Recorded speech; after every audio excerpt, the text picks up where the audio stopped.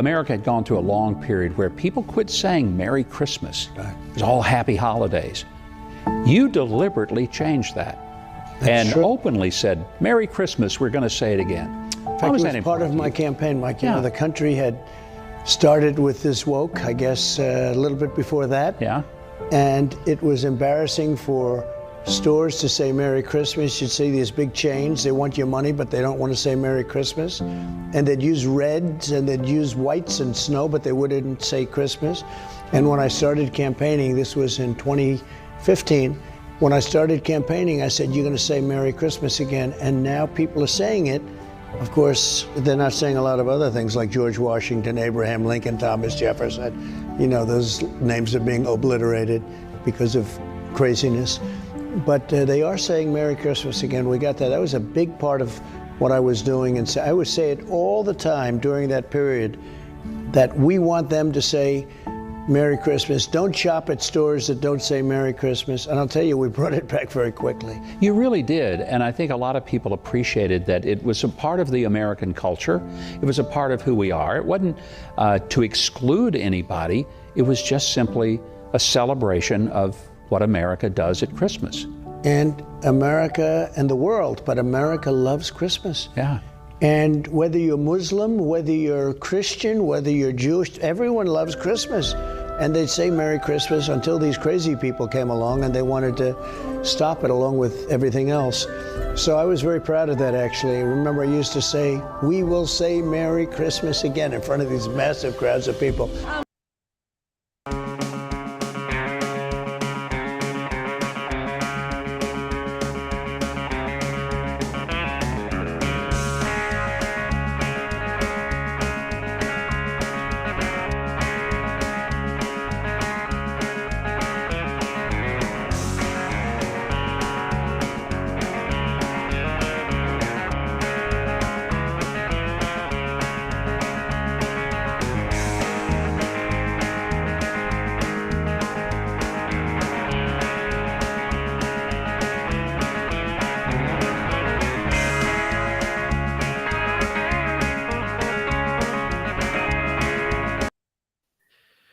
I hate to kill the hey everybody, how's it going? I hate to kill the music, but welcome to this week's not this week's this year's Christmas stream.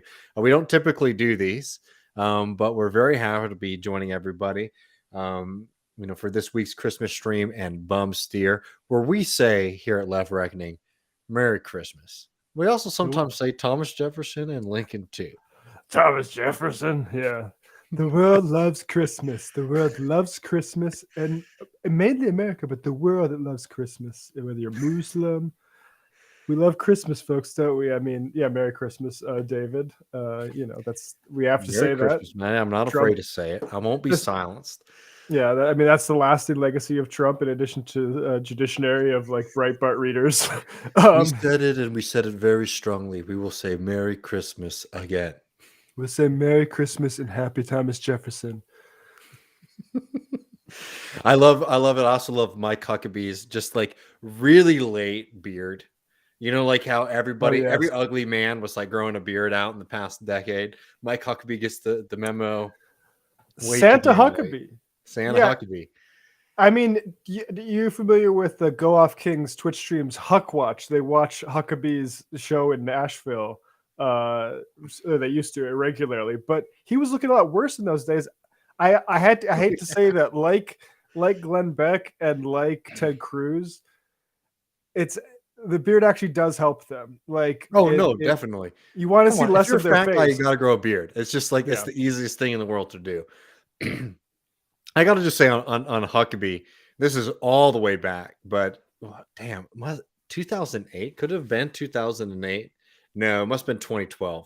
2012, when I was working at this seafood buffet in South Carolina. And by the way, people like might be like have the wrong image in their head. This was not some kind of bodunk small operation. This was a seafood buffet that all the owners became like multi-millionaires from operating. Like this was not small business, even though it was just one location. This was big time money. Anyway, South Carolina primary, very important for the Republican Party as it is for the Democratic Party. huge, the owners of this restaurant, huge Mike Huckabee fans. So Mike Huckabee gets invited to go and like speak in front of the restaurant. They had everybody come out and like clap for Mike Huckabee. So I've seen him like at his height, like at 2012, when like people thought he could, potentially be the next president. I read his book, God's Guns, Grits and Gravy, back in like 2013-14 era. I downloaded it illegally, and he had a big section going at Beyonce. I remember. That's the only thing I really remember about that book. Well, as much as I like to reminisce on Huckabee, we got a lot more to get to. We're going to be going through our bum steer of the year. We're also going to be taking questions from the chat. We usually don't do that on our main show, but this week, we're doing a little bit more of a casual stream, hang out with everybody before the end of the year and the Christmas season. We're going to be off for the next couple of weeks. There'll be some extra bonus content coming up for patrons on Sunday.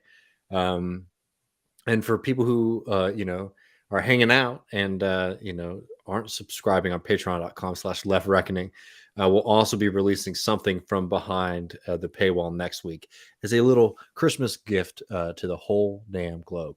But before we get into all of that, we don't say happy holidays here. Sorry, Avery. We say Merry Christmas on the Left Reckoning stream. Well, we have to. I mean, Trump made it that way. Trump made it that way. We can't say Lincoln. We can't say Thomas Jefferson.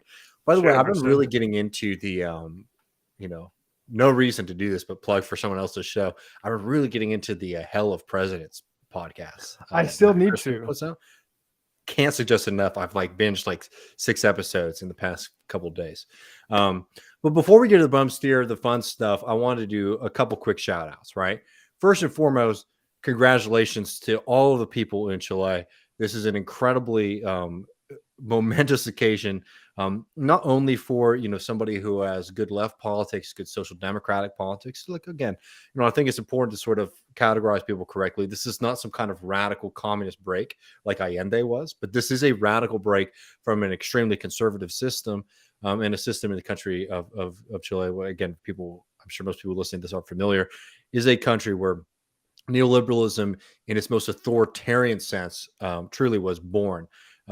So being able to have this victory for the left in Chile in the presidential election is incredible, and we should certainly throw our praises on the campaign. But this all starts with the social movements that have been going on for the past few years there, and I'm really excited to see what happens in the country going forward. Again, in the kind of Left Reckoning 2 thumbs up segment. Hell yeah to all of our friends and workers at Kellogg's. Who have finally been able to negotiate a contract. I did a stream with Mel Burr and our friend Max Alvarez of the Real News Network last week, raising money for them. But over the weekend, they were actually able to win a contract, which is really exciting. And we're very happy. We're really happy to see that. I mean, it just shows that strikes get the goods. And if anything, we're going to talk a little bit of the negatives of this year. But if anything could be the positive of 2021, it has to be the labor uprisings that we've been seeing. Yeah, and just one note, Kissinger lived to see this, which is one upside of his continued existence on the mortal plane. So take that, Henry. No, I'm really, and we'll definitely be doing more on Chile as it gets, as time goes on. But before we get to the bum steer and start taking everybody's questions, I wanted to. Because we already have good questions coming in. So I just wanted to do the shout out. We'll do some questions and then we'll get to the bum steer. Because, we talked about Amazon in Bessemer coming into the show. That was one of the first things that we did in the show, was trying to raise awareness about that. We've covered like hell the continued strikes in Alabama at Warrior Met Coal. We covered the Kellogg strike.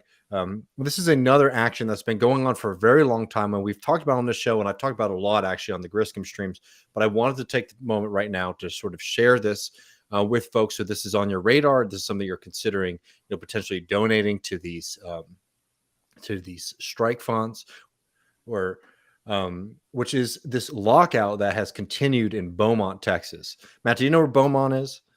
I do not know where Beaumont is. Beaumont is very, very close to Houston. It's just a bit east of Houston. That's where a lot of refineries are.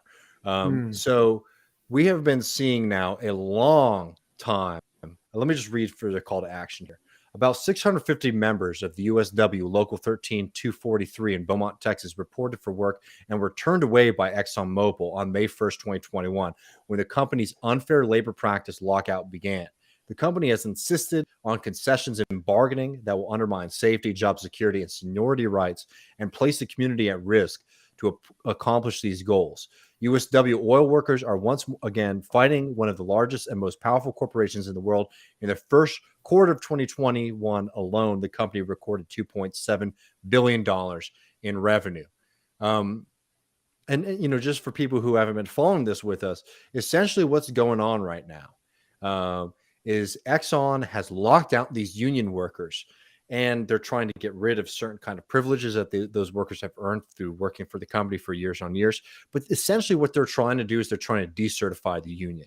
So if you're somebody who has been with us throughout all of these fights, throughout the past year, this is one that is really, really critical. If you're somebody like us who believes that if we want to fight for a green transition, we need to be standing with workers in the energy sector, right? This is a very clear fight, because what Exxon is doing right now is they're trying to punish these workers in order to decertify their union representation, right?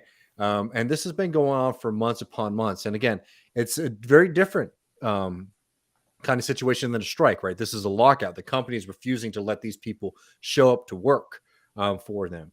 And this is a really important moment to show your support for these USW members who are in the fight for not just their lives, but for their communities and for all of us, in the sense of, like, unions are the extension of working class power.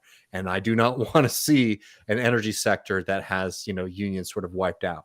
So if people are watching this right now, I'll make this big again, and we have some chats and things like that I want to get to in a moment.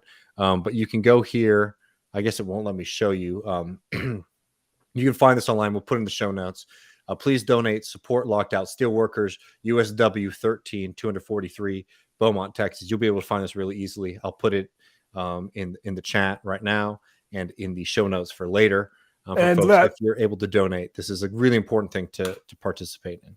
And they are very, very close to your goal. So, folks, let's push them over the top. They got about $2,000, $3,000 more dollars. It looks like I couldn't quite read that, but yeah, they're about $2,000 short right now of their goal.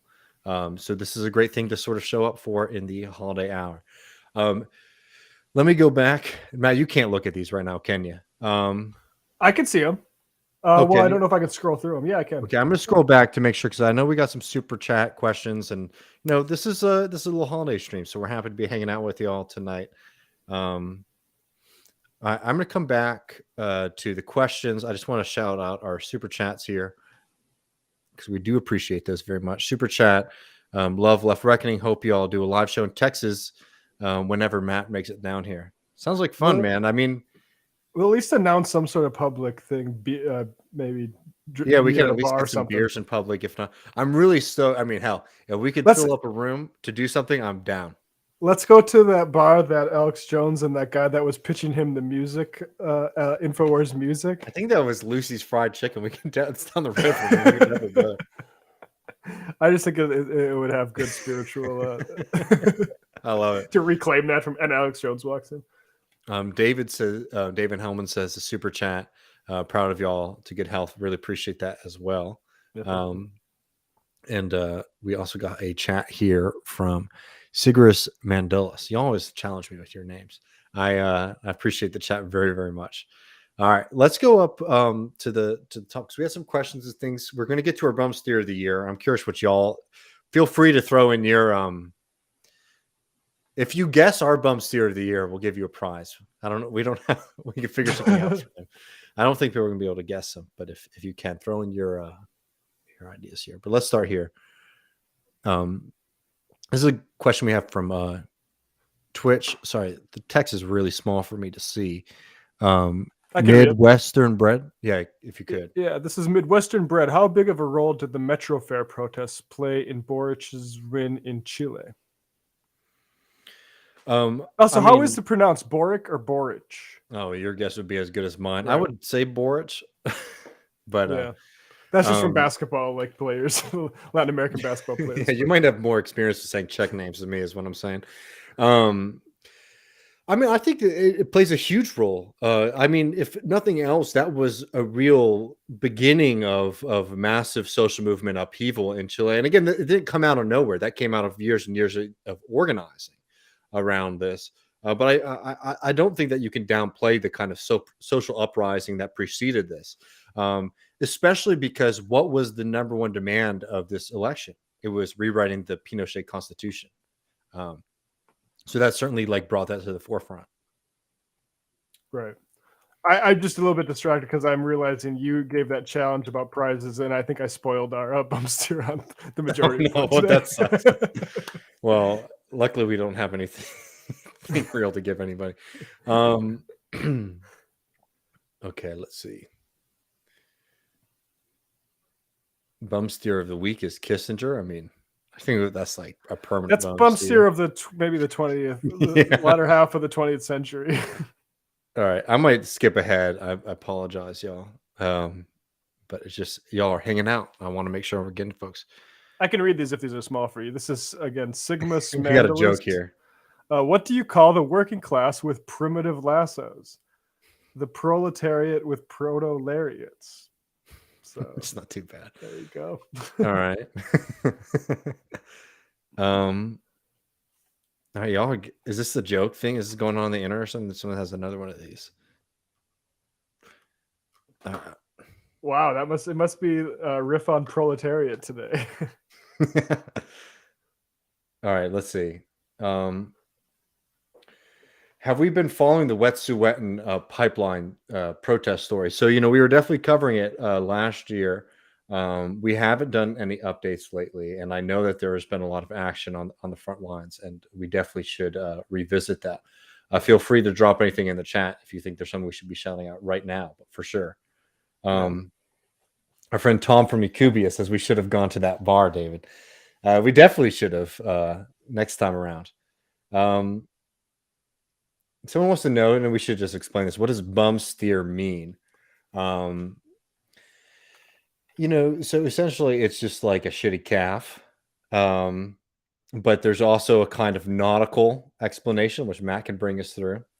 Yeah, so two ways. It's like, oh, you're buying livestock, which is not something I've ever had the pleasure of doing, and you get actually a bad steer, or it is like David said, like a nautical meaning where you're get a bad steer of a ship. So the person steers it in the wrong direction, and all of a sudden you realize you're going in the wrong direction for an awful long time. That is, and I think those are the two meanings. So basically, like so a wrong guidance that leads you into not where you want to go. Mm-hmm. So Jordan says, I'm happy the Kellogg's workers reached an agreement. I had read a lot of similarities to previous agreements that they reached before the Mexico threat. I think that's one of those things. I understand where you're coming from, but I think that a good way to show solidarity is sort of not to be super critical of these things unless you're hearing criticism from within the membership. I know the vote was close, but I think that like there was enough. Of course, like nothing is satisfactory, right? In a way until we get workers' control of these systems. But I think that sort of, and I'm not accusing you of this. I'm just saying, like, as a tendency, this is like, again, I think a lot of people we're all learning together how to be supportive of these movements. Yeah. Out of a period where that wasn't really something that we were learning how to do. I think being overtly critical, for example, of deals that have been reached, I don't know, it might not be doing the work that you would want it to be doing. David Russell's very clever. Bum steer might be Jayapal. We'll see. We'll see what happens there. Disqualified for misspelling Jayapal. Sorry, David, but wrong. You don't get the prize. It's Elon Musk. That's my call for bum steer of the year. I mean, certainly a villain. We'll see. Yeah. I'm that's going a down. strong one. I mean, everyone. Musk is a very popular one. I've listened to enough Left Reckoning episode post games of think tanks to know how much these guys hate Musk. Well, that's a knocking But it out. hate doesn't not. I mean, we'll go through when we get closer what our category, what creates the bum steer of the year, because plenty of these people have bum steers before. But what makes you the bum steer of the year? And it's very much that Elon is sort of the regular season bum steer champion. Like he definitely put up the numbers in the regular season. Ultimately, though, look, strong contender definitely, maybe runner up. I would say another runner up is like crypto guys, but I think we're going to look a little bit closer to home. So. I feel like you might have given away, Matt. It's been mentioned before. We'll see. Are we getting a post game after this, or should we all field our questions now? No, we're going to hang out for a while publicly with everybody. So this is the good time to do it. We might get to the bum steer and then just go straight to questions, because people are hanging out and we want to get to it. I love when we're able to just get flown and we don't have to do segments. I always feel like segments break this up. So once I get us back up to date, we can do the bum steer. Super chat, you guys should use Green Room app so you can start a group chat for patrons in this area of audience interactions. Look into it. Love you guys. Appreciate it. And happy Christmas, New Year's. I don't know what that is, though. Have you heard of that, Matt? I haven't, but it sounds interesting. I was just looking into, everyone's on Callin, the Callin app, and I was thinking that we should get in on that too, but it's fucking iOS only, and I'm a Android boy. So I forgot. Yeah, Ben's big on the Callin thing these days. I mean, man, I can't. But Green Room sounds interesting. We'll look into that. We are looking for something like that. Jay says Texas Monthly. I think they're talking about the bump steer for the good and bad of that publication. Yeah, 100% shamelessly taken from Texas Monthly. If people aren't familiar. Is it really? Oh yeah. That's how I introduced it to you, and you liked it so much. You're like, we should do it. So we kept doing it. Okay. No, you know who the Texas Monthly's bump steer of the year is? Abbott, which is not super surprising, but very much deserved, man. Yeah. It's always funny. People think people love Abbott in Texas, and like even Republicans can't stand him. All right. I asked my native Texan husband what a bump steer is. Hell yeah. All right, let's go.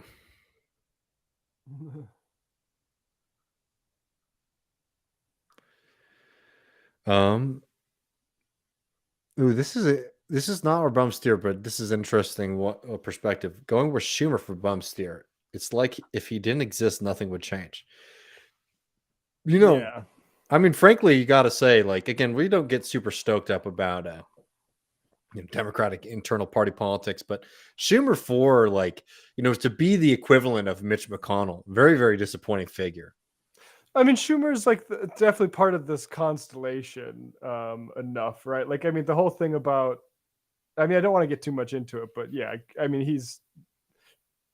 he can catch some, collateral damage from it, maybe.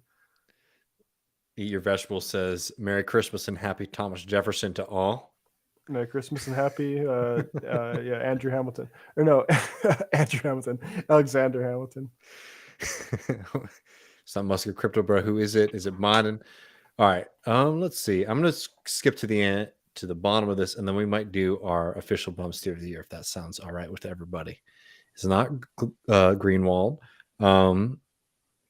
Here we go. Last question before we go live to the bum steer. Which relative is easier to radicalize during Christmas dinner? A conservative worker or someone with centrist pundit brain? Probably a conservative worker, I would have to say. Maybe I'm being too flippant. It's funny because, like, when I think of who would be the centrist pundit brain folks in my family, they've all become conservative, right wing centrist, pundits. Like it's straight like MAGA folks, but like they're the PMCs of the family. So that's a good question because but I would say absolutely the worker, probably. Yeah, definitely. I mean, because somebody with pundit brain that says they're already ideological and propagandized. Exactly. Worker is just a knee-jerk thing that you're just like. I mean, that's just like sort of where you're landing. At least for me, like more often than not, it's like if you're in the South or in an area where people are, are just sort of conservative by like default, not necessarily by conviction, but just sort of like that's what our social system's saying. A lot easier to talk to that person about things than somebody who's like committed to like Joe Biden and to like, Manchin ain't too bad kind of characters. But all right, we're going to come back. I'm sorry if we missed anything. We'll come back to chat questions. So if we miss your question, we're going to do the segment and then we can, we'll get back to it. So maybe ask it again. But Matt, let's get to our 2021 Bum Steer of the Year. I'm looking forward. Hold on. Let me, just so this doesn't stay up there the entire show. There are a lot of really great candidates for it. Could it be Elon Musk? He has been a terrible form in my side personally. Not only his kind of like nasty national antics, but the impact that he's having on my hometown and my community here in Austin has been devastating. What he's done in South Texas has been disgusting. I think that puts him up there as a really odious character, but I don't know if that's put him up to the same level as the victor of the Bum Steer of the Year. We could also talk about our friend in El Salvador, who sort of opened up the entire country to the Bitcoin scam. Extremely odious. But I think that most people sort of see that one way or the other.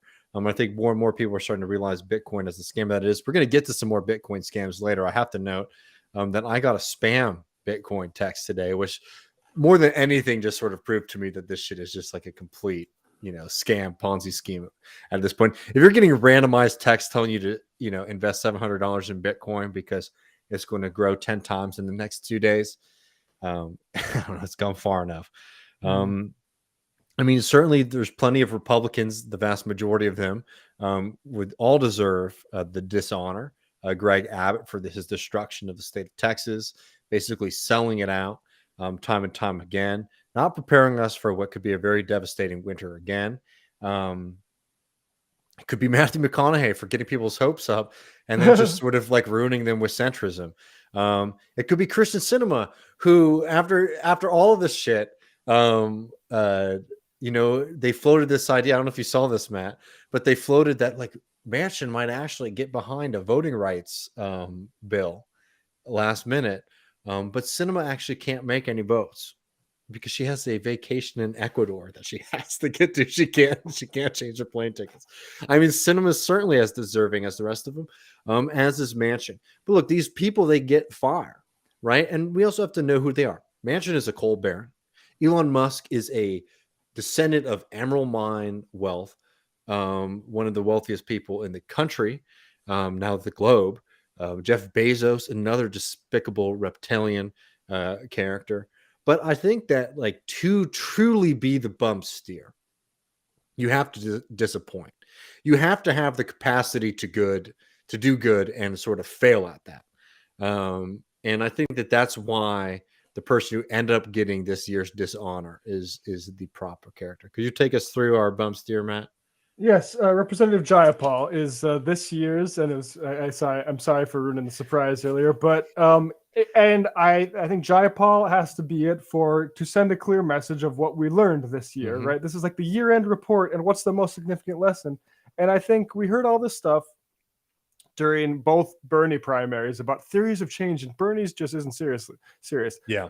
I think Bernie's theory of change stated as we need an approach where you take power seriously, but you have it basically led by movements. I think is the one that actually does seem to get results. So, but nevertheless, that's not the one that we're testing right now.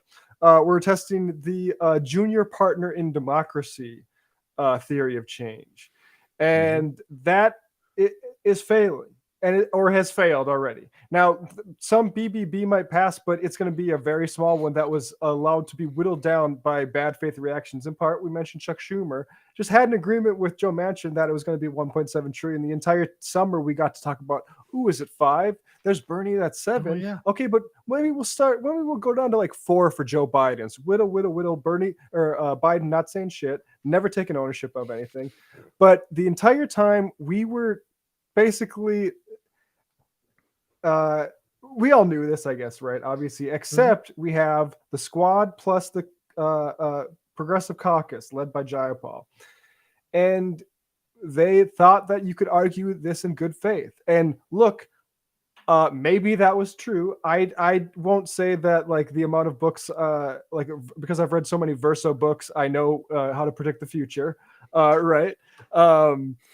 But we need to recognize when it failed, right? And what fails when it fails. And this is the entire, frankly, Democratic Party, really, including the squad for sharing funds with these folks when they are going to be this sort of squishy and let you down, right? So like Jayapal is where we're going to focus this attention, but it's everybody, right? That's why I mentioned the Schumer stuff.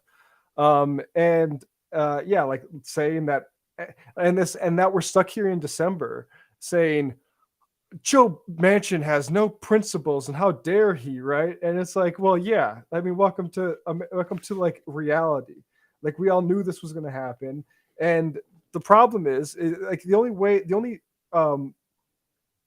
you need the approach to be confrontational. You're not junior partners in saving democracy or doing shit. Joe Biden said this pretty much clearly: vote for somebody else during the primary, and he's never backed off on that, right? And he won that way. And so I think we just need to underline this lesson very clearly for everybody. No, I mean, I'm going to take us through this piece in The Intercept, which sort of shows what's happening behind the scenes, and I actually think it's very reflective of this let's get there because I want to focus on Jayapal, but Jayapal might actually just be the torch bearer for a whole section of the left or the progressive movement that I think really misread this Biden moment. Jayapal she's the bum steer because she's the most like, her decisions have the largest effect. Her reaction to this moment have the largest effect on the material reality for the rest of us. But there are a hell of a lot of people, especially in media, who really miss this moment as well. I'm going to share this right quick with y'all. This is from Ryan Grimm and I believe Sarah Sirota in the The Intercept. Jayapal defends breaking from progressives' two-track strategy on Build Back Better. And I'm sorry, at this point, that is like the gravest mistake that the progressive movement made. Look, I know sometimes it can be difficult to sort of detach ourselves from the current moment, but remember the kind of shit we were all forced to read in February, March. Joe Biden, FDR of our time. Joe Biden, visionary. Joe Biden was elected as a moderate, but could he be a radical? Could he be a progressive leader? You've seen that that's not been the case. But the big argument that people had back then was that the progressives had so much power that something was going to come of it. What happened under Jayapal's leadership has been a disaster for that. And let me skip down because this sort of goes through a very notable kind of conflict in Congress, which has been between the Congressional Black Caucus, led by Clyburn, and the conflicts that it's had with the Congressional Progressive Congress. Because while the Congressional Black Congress, the CBC, for a very long time sort of represented the Congressional Black Caucus, sort of represented like the progressive bent or the progressive heart of Congress. That has certainly shifted in our lifetime. And in fact, CBC has found itself to be, if not moderate, at some points even conservative compared to some of the other, factions within Congress. But let's get down just to this bit because I think this is worthwhile. So essentially, during these negotiations, they're being told all these different things. People were showing up. The CBC essentially, at least the leadership of it, was very hostile to some of the more progressive aspects of the social spending bill. Manchin absolutely is, but it looks like there might actually be some kind of the effect of people like AOC and the Squad and Ilhan Omar basically saying that they're going to vote no was actually starting to get to a point where some concessions seemed like they were going to be at least brought into being. Because Manchin essentially was trying to gut this from the get-go, but basically saying that like we're going to sink the entire infrastructure bill unless you include these important social spending measures. Seem to be getting the goods. But here we go. This is a very important paragraph from this text. Even after Biden's call, according to the people in the room, more than 24 Democrats were still willing to vote no. And this is on the infrastructure bill. Unwilling to trust Manchin's word, which is the correct call because Manchin immediately backed off. Of course. Of course. Yeah. This is politics 101. Why the hell do you think Colbert and Manchin is going to, give you something for free? And 24 is a large number of Democrats, frankly. No doubt about it. It could have crushed it. Jayapal, however, made the case that the CPC, the Congressional Progressive Caucus, had taken it as far as it could go and told those assembled that she was going to back the president's play. Omar, the CPC whip, continued pushing for the caucus to hold the line, but with the caucus chair siding with Biden, resistance crumbled. Whether the House Democrats had the vote still remained an open question, however, and 5 members of the squad, Omar, Bush, Alexandria Ocasio-Cortez, Rashida Tlaib, and Jamal Bowman, announced they would be voting no. I'm a no, AOC said. This is bullshit. Without those 5, Pelosi needed Republican votes, and GOP leaders had previously said it would force Democrats to pass the majority threshold on their own before Republicans would help. But not long after the vote opened, several moderate Republicans voted yes, assuring the bill's passage. Rep. Ayanna Pressley ended up joining her squad colleagues in their no votes. In exchange for their votes, the CPC had won a commitment from Gottheimer's crew that if a Congressional Budget Office analysis came in relatively close to the White House assessment, they would vote to move the bill to the Senate. Gottheimer's gang made good on that pledge. By mid-November, the bill was in the hands of the Senate. For the next month, Manchin negotiated with the White House. Those negotiations, this is an important bit.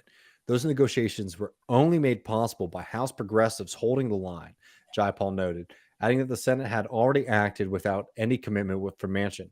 The Senate passed the infrastructure bill without any commitment on the BBB Act, and it fell to the Progressive Caucus against the push of our own leadership, political pundits, and eventually the White House to hold the line, she said. I want to be clear that I believe it was our insistence on the line that got Manchin to commit to framework negotiated by the president that I don't think Senator Manchin would ever wanted to do in the first place. I believe we were able to put him in a box with that framework where he would either have to uphold his commitment to the president or, and I do believe the president, what he said to us and to me personally, that he got a commitment from Manchin or he had to go back on his word. The job of House progressive, she said, was to get both bills through the House and get a commitment from Manchin beyond which the responsibility lay with the president to finish it, right? Last Wednesday, the House issued a statement blaming Manchin for the delay. On Sunday, he took to Fox News and let the world know that he was done, right? So the point here is that all of this politicking, all this fancy strategizing, didn't get the goods that you thought you were going to get in the get-go, and the folks who broke with your leadership later on, you were sort of crediting with the willingness of Manchin to at least come to the table in the first place. They should have held the line the entire way through. I'm sorry. Build Back Better. Hold the line. It's like, what's the show? Squid Games, right? Have you seen Squid Games? The tug of war one. It's like, you hold the line. If you hold the line and then you don't hold the line, you're splattered on the ground dead, right? Like you can't hold. So like we held the line a few times and then we didn't hold the line. Like you didn't hold the line. You weren't ready to hold the line. You didn't. You gave in because you trusted Joe Biden and you had personal assurances. That doesn't work. Use force. Exactly. Look, I mean, I think this is a good candidate for our bum steer of the year because it really does highlight a lot of the problems that we've been talking about on the show in 2021, right? This show started with the force the vote thing, right? Which you and I were not supporters of, frankly, not because, and it was so fun. I mean, I don't want to relitigate that because it's amazing to me how willing some people still are to think that that's, I don't know, forcing the vote, for example, forcing a vote is not in my opinion, that's a tactic, not like a ideology or like a political basis for how you view the world, right? It's a tactic for getting certain things, right? Undoubtedly, in this moment, there's a hell of a lot that you can be gaining by refusing to vote on an infrastructure bill, which everybody wants, which the people of West Virginia want, which Manchin frankly wants as well. if it doesn't come with the social spending, bill. And to their credit, the squad and that group of people held true to that.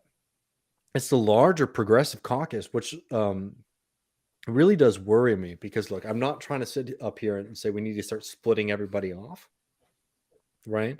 And not take our allies where where we have them. But boy, oh boy, it makes me hard to believe that people are going to be prepared to fight for Medicare for all if they're not able to stand for basic kind of social spending, programs in the middle of a pandemic. I bring that up in the context of the force to vote stuff, just because this is something where I'm sorry, I don't want to focus on that too much, but I just did not see a path to victory there with a lot of the early scale force to vote to basically stop Nancy Pelosi from being the Speaker of the House.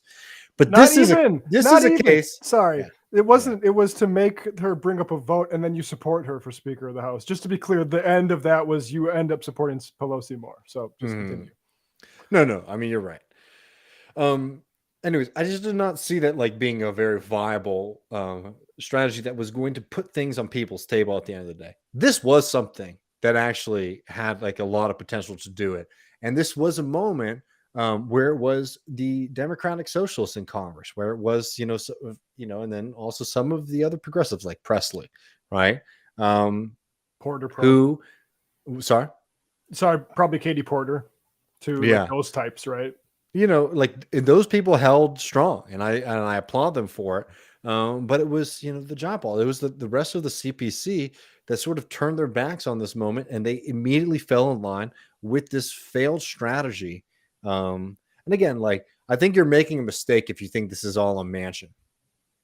Yes. That piece, absolutely. This piece in the Intercept, this piece on the Intercept has. They also note that there were apparently around 12 people who were going to gut this thing if it even got to the point of a vote, right? So let those people come out in the air. Yes. Right? That's beneficial. So somebody commented, Ro Khanna said, Manchin would have tanked the bipartisan infrastructure bill if they would have done this earlier. It's let him do that. Yeah. That bill sucked. And that's the thing about Jayapal. She doesn't need to be kicked out of the party or whatever. She doesn't get to decide these things anymore. Her strategy's busted, right? These personal assurances from Joe Manchin, that shit doesn't fly. You have to hold the line with these people, otherwise they're gonna fuck you. Exactly. And I just want to note for people who are watching live, we're going to get back to questions and chats in just a second, but we want to get, I want to get through this segment, and I want to zoom back a little bit, because it is our kind of remembrance of 2021 in a way. And there's another group, and this is all Biden related. At the end of the day, we could have made Biden the bump steer of the year, but that's too obvious, right? Biden's a complete disappointment. Biden, even the centrists are disappointed with Biden at this point, which is, quite amazing to me. But I want to note two other groups that are very much in line with this kind of Jayapal misreading of the moment. It was all of these people who are writing those kind of FDR pieces, early on in Biden's presidency. Oh, Biden's going to be a reluctant FDR. I'm sorry. FDR is an extremely complicated figure, and I know Harvey's if he's watching, is probably getting mad at me for saying this.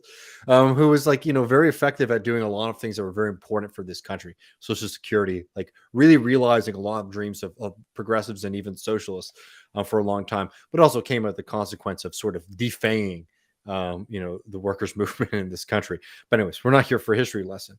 FDR was an active member of that.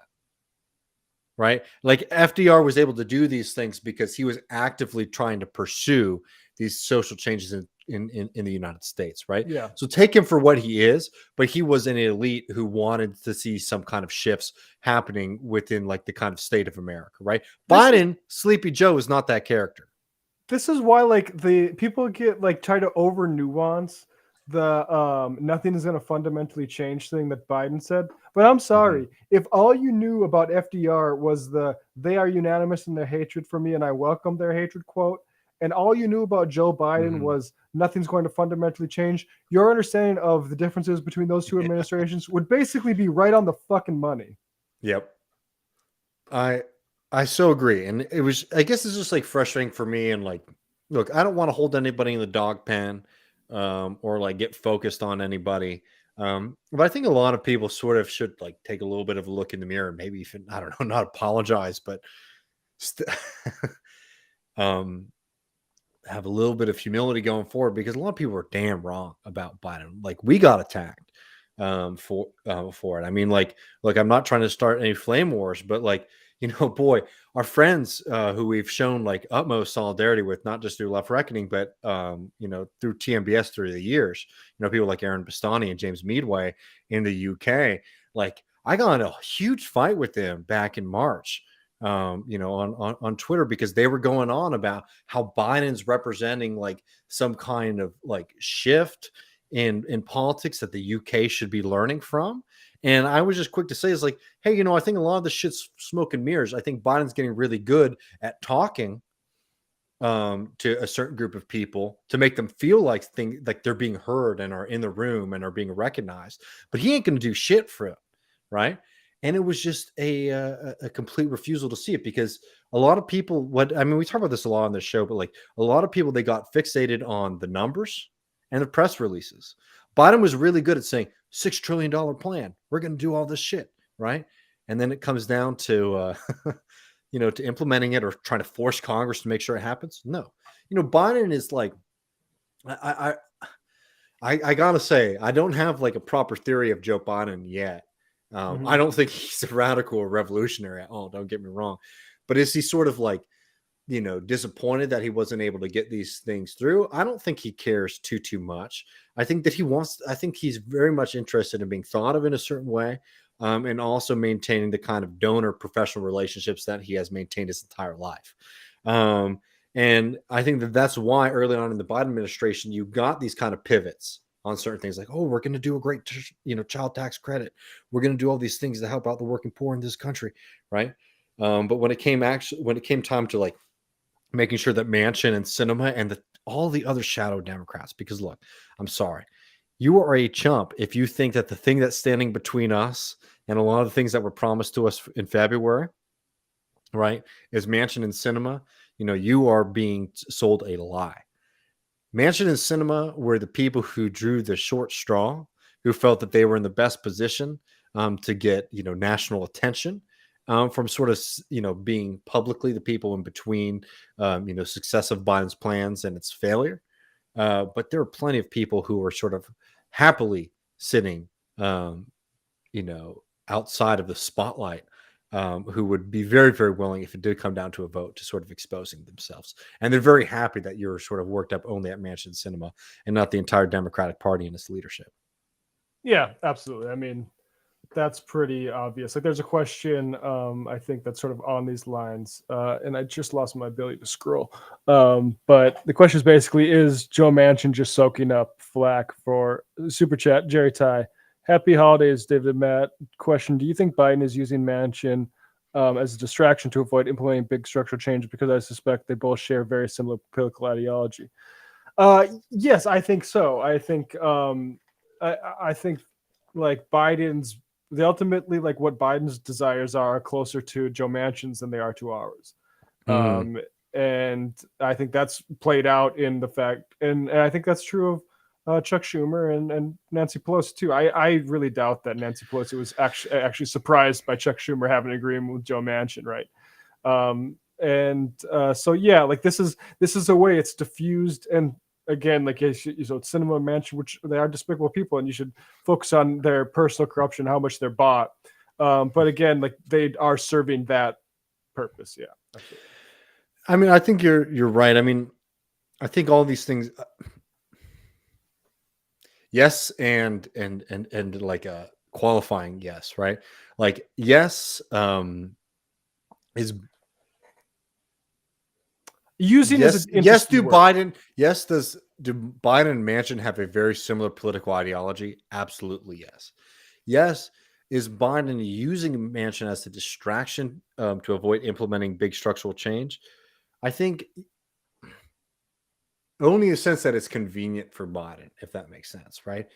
I don't think it's like the big plan, that's like It's I think like, you know, it's like the easiest like off ramp. yeah, it's like, you know, when you like there's something you should go to, but you want to find an excuse not to, and you're like, oh yeah, but I have this thing like 4 hours before it, and I'm gonna, yeah, right. And No, it's like, or if you're going to go out to dinner with the girlfriend, it's like, oh, we could definitely go to the new place, or we could also go to the old favorite. You know what I yeah, mean? Mansion is that for Biden. your ability, like your unwillingness to confront that as a obstacle and act like it's insurmountable gives the game away, right? Like Biden hasn't done anything about this, and this has been clear. Joe Manchin's been talking about entitlement, and people need to work and work requirements. He's been doing this for months. This isn't a new thing all of a sudden. Like, and Joe Biden at no point thought I need to stick my oar in here and correct where the fuck my party's going. All of a sudden, messaging against child tax credits or whatever, right? And Biden never thought to do that. And I would just say, as a recommendation to future Democrats in office, like before you piss off like the CIA by ending a war, probably do your domestic agenda first. But I agree. Okay, I'm trying to catch us back up on the chat. I got distracted. Okay. I think we had nasty characters in there. I got rid of them. Yeah. Okay, thank you, Matt. It's just not updated for me. No, I mean I 100% like. I've been doing all this stuff on the Republican Party for the show. I think like understanding also what the Democratic Party is and what it represents does help understand like the Manchin and Biden distinction. I think that Manchin like has pretty like large ambitions for himself. Going forward. So I think that they need to really expose and punish him in a way that's like sort of not typical for like internal Democratic Party. I would be extremely frustrated if I was like a true believer in the Democratic Party right now, because not only has Manchin just been able to completely, assert himself in it, but he's done it in a way that sort of makes the entire structure of the Democratic Party just look like completely hollow, if that makes sense. Yeah. Well, how about we do this? I want to keep going, and we're going to do Q&A, and I'm sure we're going to sort of work on this because I know some people have reactions to it. I'm going to go down, if you can see it, Matt, and if you sort of keep up to date, and if there's anything that's sort of like, like right on the nose for what we're talking about, if you could sort of introduce it. I want to make sure we're getting our super chats, just because there's a lot that we've missed, and I'm happy to chat with y'all for a little while if you're good, Matt. Cool, let's roll. Because this is on the point. JB says, super chat, Ilhan is junior bum steer of the year. She's the CPC whip. CPC got played by Biden administration, Pelosi, and Schumer. I gotta say, while I like, share your like quickness to frustration, as we just noted, like, I mean, Ilhan was the one sort of pushing back against this stuff. Yeah. Right. Like in that intercept piece, like she was the one saying like, no, we actually need to continue voting no. So I don't know. I mean, like, I agree. I guess. Yeah. Like, I don't, but like as a junior member, it's like she held true to her statement, and the other people in the caucus went with Jayapal over her. So I don't know. I mean, like you can only put that on her if you're saying like she wasn't convincing enough to those people. Right. And I don't know if that's fair. I agree. I mean, I think the responsibility is on what we do going forward here, right? And like I said, and I don't know how much leverage like the squad has over the rest of Democrats. The only thing that's really come to me is that we're not going to share funds with you guys. So sorry, like Jayapal, you're not going to get small donors from AOC or funds from AOC, right? Like that stuff has to definitely be on the table. And like, but I agree. I think it would have been misleading to have made Ilhan the junior bumster given the actual reporting of what she did here. But that doesn't mean that like there's no accountability to be had. Exactly. No, I mean, look, I'm almost like at a point now, like we might need to be doing some AOC stand-in episodes just because like we've been going hard. I feel like I don't want people to get the wrong picture because like, yeah, like we are nowhere near like a socialist party, and I don't think even within those members who I really do respect, that we even have like the backbone of that right now. But when you compare them to like a normal Democratic, even Jaipal, compare AOC and Jaipal, it's like like it's day and night to Absolutely, me. yeah. Hell, Ilhan, whole other like I Ilhan is just extremely brave. Yeah. Let me show you these. JB says Omar should have challenged Jaipal for leadership of CPC on the spot. I mean, I understand. Again, I'm not against like the idea of like being a little pugnacious, but like I don't see the CPC as like our wing of the Democratic Party right now. I think that progressive is the most squishy bullshit term out there. I like when somebody tells me a progressive, like frankly, to me, it doesn't tell me much more than like you would have maybe supported Bernie. Maybe because like a lot of those people consider themselves to be progressives were like Warren freaks, you know? Yeah. And just like I don't I find that term to almost be like saying someone's a Democrat to me. Like I don't know what that's gonna end up meaning. Again, hell, Ilhan, yeah, I supported to be the chair of the CPC.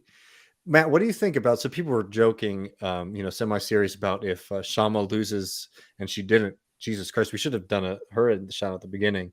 Incredible win in Seattle too, against all odds for Shama Sawant in Seattle. People were saying that she should challenge Jayapal for her Sure. seat. Yeah. Absolutely. Again, I wouldn't be Because, sad about that. I mean, yeah. If she won, I think that'd be amazing. All right, I'm going down if I think I might be able to get there, but Jesus Christ, sorry. There's a nasty little troll in there. Still? Oh, that's No. right? It shows up for me still. Right. I'm all right. I'm going down. All right, I might just go down. I'm gonna unless it's a super chat, I might have to. I might just go live, y'all, because I think that might be the best move.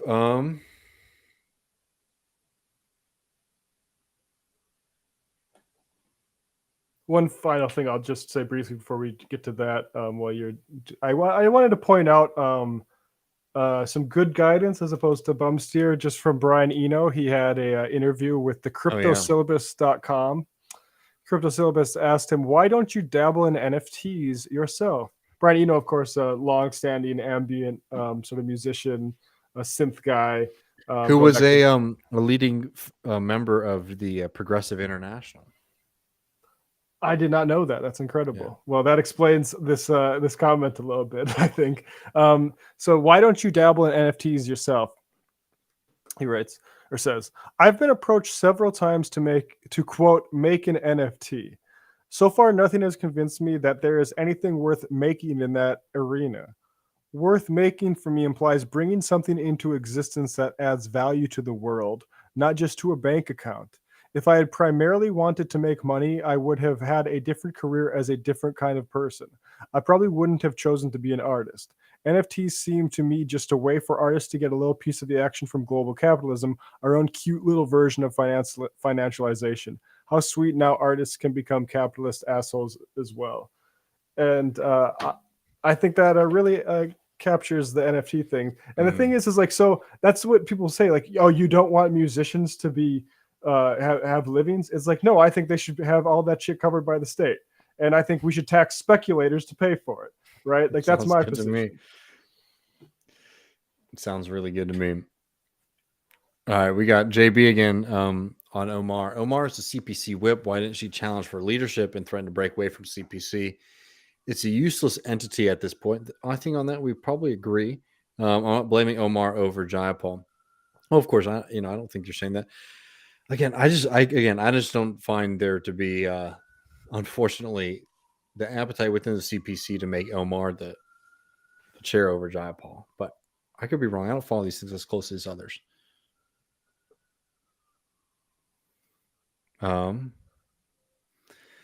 We have some more coming.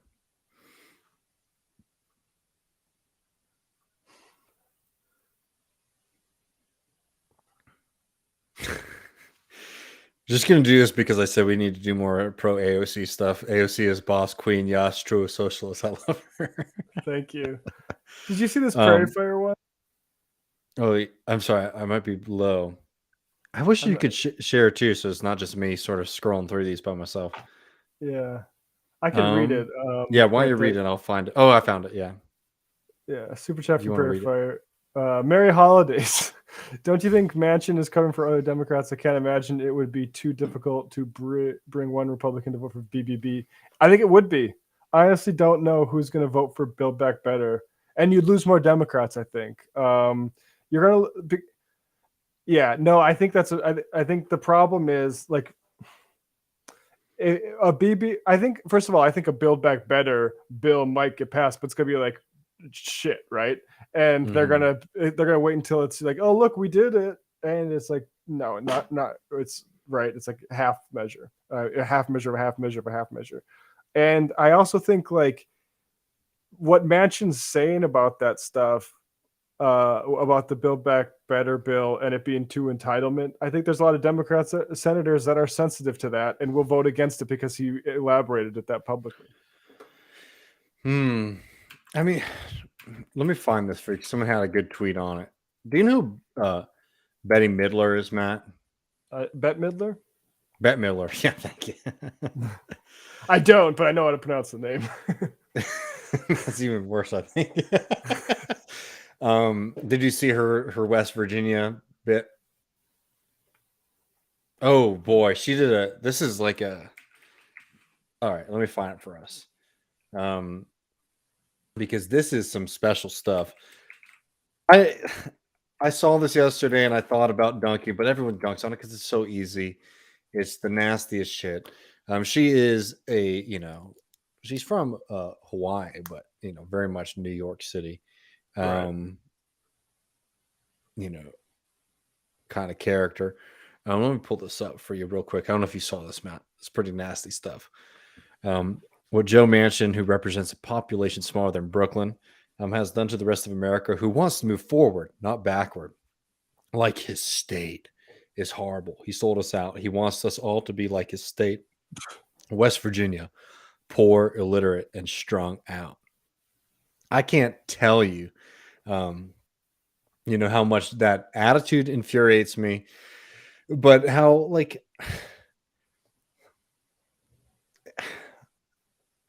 When I grew up, like because I lived in Texas and South Carolina, and I gotta say Texas is a little bit less bothered by other things than South Carolina or other parts of the South. I have to say, like Texas is just like everyone's just like in their own world. It's like there's Dallas and there's Houston and like there's things going on elsewhere, but you're not really concerned with it. I feel like the South very much is like thinking about the way other people are viewing them, right? And I always thought that it was sort of ridiculous how much people around me were like worked up about like Yankees and like, people in New York being like, mean to you or like not liking us. Right. And, there's just kind of expectations that they're all just sort of sitting up there like hating on us and like, making fun of us. I'll never forget. I went to like a show, like a kind of like a musical and when I was living in Brooklyn, and it was like a comedy about the South. And it was not like a friendly kind of thing. It was like literally just like they're hicks and stupid and all this kind of thing. And everybody around me was laughing like crazy. And I just had this realization that like, holy shit, what all these people who I knew around me thought was happening up here actually is, in a way that like I never thought actually was true. I guess what I'm saying is like, that kind of statement from Betty, is truly like what some people sometimes imagine is happening. Like it is always sort of amazing when you actually see it, like just put so clearly to words. Like, you just have like a really deep hatred of people, from other parts of the country. But I wanted to also note with that, because I think it's really important because we can get really regional about this stuff. And I think it's worthwhile sort of challenging some of those kind of notions. Our friend in West Virginia, who I hope doesn't mind me sharing this, had a good little meme that they made on this. So this Bob __ West Virginia. Says Joe Manchin, West Virginia parents will just use child tax credit to buy drugs. Betty Midler, West Virginians are poor, illiterate, and strung out. Right. Right. And I respond to that and I just said elite mentality, right? Which Yeah. is like, that's like a very good like reminder sometimes, like, because you can get too worked up in like the region wars and like the, you know, all that kind of stuff. To also remember that, like, you know, vast majority of this shit is just like elites versus the rest of us. And that's like a kind of elite mentality. It doesn't matter if you're a rich asshole from West Virginia or a rich asshole from New York City. That's sort of how you view the vast majority of people in this country. Yeah, that Bette Midler tweet is like if Lucille Bluth from Arrested Development had a Twitter account. Well, that's why, like, I realized, you know, I just brought it up on the stream because it came to my head. It's like, I was like, oh, I should dunk on this or put it on. It's like, you know, everybody realizes that this is like shit, and that's a good thing. You know what I mean? Yeah. I don't judge anybody for like feeling the need to expose it, but at the point when I saw, I was like, there's been enough funny things said about this that I don't feel the need. Yeah. Yeah, I guess. Oh, she's in Hocus Pocus. Okay. Well, here we go, though. Minnesota. For Minnesota, as a kid, the South existed so we could be self-righteous and deny our own racism. Yeah, I never lived anywhere else as a kid, but I feel like that probably is the case. That is the case, yep. Oh, well, this is too nice. All says to Matt and David, thanks for putting up with me and Billy all year. It's been an honor to mod for you guys. Jesus Christ, you are too kind. I mean, we are so thankful for all of the work that y'all do. One, to keep the freaks out, but also, you know, to bring a little joy. I mean, like y'all bring a lot to the chat. We really are appreciative of all of our mods, and also all the people who help us out in the Discord, Joanna and the rest of the crew there as well. Like, y'all really make this show, you know, function, and yeah. we couldn't do without all of y'all. Let me make sure we're not missing too many things from the older chat. Yeah, I don't know, man. Like, the Betty Midler thing is just such, because she did this really shitty thing on HBO that came out last year too, and I hated it. Then where she's like, we always used to fly over those states. Oh yeah, they were flyover states, but we used to fly over them, but we'd wave. And now, you know, now I don't want to wave at them. Oh, yeah, it sucks so much, man. Good God. Oh, this is some good stuff. D chat says, can I get a W in the chat? Teach my niece guitar, and the first song is Solidarity Forever. Love that. I mean, the first songs you learn on guitar will always stick with you. Bad Moon Rising, House in New Orleans. What's the one that's like bum, bum, bum, bum, bum, bum? Oh yeah, Deep Purple. Yeah. Yeah, Bad Leroy Brown. Bad Leroy Brown are some fun chords. Yeah. All right, here's some material question here. Any year-end thoughts on the Latin American shift to the left as North America shifts to the right? Thanks, y'all. Much love. Do you think North America is shifting to the right in this year? So, I think sometimes left-right spectrum, and I don't mean this in some kind of stupid way, like red, brown line. I think sometimes, like, you know, like Trump and Biden represent different sections of American ruling class. So, if you're comparing Biden to Trump, I mean, I don't know. I wouldn't consider the past year in America to be moving more to the right. I think moving more back to a neoliberal consensus where things felt a little bit more open. I think thinking about things like the political question going from more open to closed in the U.S. might be a better way to think about it. I hate to be prissy. I basically like I think like closed in the sense that like this is like a return to like a kind of political consensus of like, oh, they're in charge, you know, like the experts are in charge again, like this kind of class is in charge again. I agree with that. Yeah. But I mean, what's going on in Latin America? Yeah. I mean, it'd be going to be amazing to see how that conflicts. I mean, that's the thing about like moving to the thing about like the Biden administration foreign policy. I don't think it's going to be when the books are written about it. When I think that you could, I mean, now it's hard because like there's less drone strikes, for instance, right? So like, is that moving to the left? Like there's still support for Guaido. There's, I'm sure, a whole bunch of other different sort of covert militarized border. The militarized border just the same as Trump, so that's basically staying stationary. And I'm sure there's all sorts of covert infiltration of all those Latin American countries. And so, yeah, I mean, I think the thing is just like this. We live in this world where we know all of this stuff. We know what happened in 1973 in Chile. Mhm. But the American government still needs to do all that shit, and I think that's what's going to be amazing to see. How they're like, I think, scary to watch, I guess I should say. I mean, I think that more than anything, what we're seeing in Latin America, and um, in South America in particular, is the victory of social movements that have been long in place. And also, I got to say it, like a weakness of the American state to be able to flex its will abroad. I think has only been beneficial to leftist projects in that part of the world. So again, like, I don't want to overdetermine the American aspect to it, because I think that can be Yes, yeah. really like, people can overemphasize that. But I think that the weakness actually of the American state has been, because like, look, they love Guaido. They love that motherfucker. And that dude can't do much more than like organize a picnic at this point in a park. That's huge. But you have to have the social movements that can capitalize on that too. And that's what I think we're seeing a lot. Matt, how do you work 80 hours a week and stay cool, calm, and collective? Marijuana. I don't quite work 80 hours a week. I mean, look, I guess going by Elon Musk's form of time, Matt works 140 hours a week. Yeah, I work every single hour I'm awake. Yeah. Is Biden going to run again from Ted? Health permitting, I think so.